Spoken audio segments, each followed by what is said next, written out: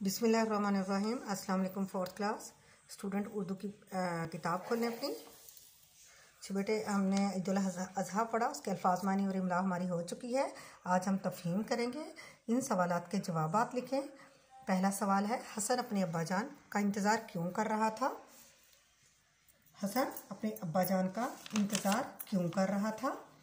तो जवाब है बेटे इसका, हसन अपने अब्बाजान का इंतज़ार इसलिए कर रहा था कि उसने अपने अब्बाजान के साथ बकरा खरीदने जाना था।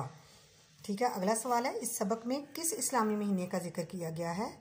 जवाब है इसका, इस सबक में जिल-हज का जिक्र किया गया है। तीसरा सवाल है, हज़रत इब्राहीम अलैहिस्सलाम ने ख्वाब में क्या देखा? जवाब है इसका, हज़रत इब्राहीम अलैहिस्सलाम ने ख्वाब में देखा कि वो अपने प्यारे बेटे हज़रत इस्माइल अलैहिस्सलाम को अल्लाह के हुक्म से ज़िबा कर रहे हैं। ठीक है। आगे है हमारा, ये आज खाली जगह है सवाल नंबर 2 की। पहले हमने तफ़हीम के 3 सवाल किए और साथ हम खाली जगह करेंगे। हमने रीडिंग अच्छे से की है बेटे, तो हमें समझ है और हमने इसको किताब पे हल करना है, कोई मुश्किल नहीं होगा। ठीक है। हसन और उसके वालिद डैश मंडी में गए।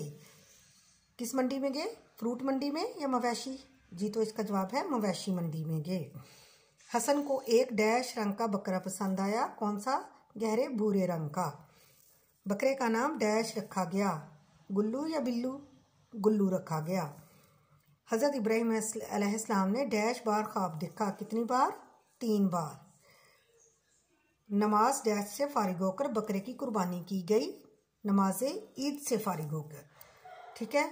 इस तरह हमारा ये आज का काम भी मुकम्मल हुआ। आपने इसको अच्छे से याद करना है और कॉपी पे अच्छी राइटिंग पे आपने करना है। ठीक है। ओके, अल्लाह हाफिज़।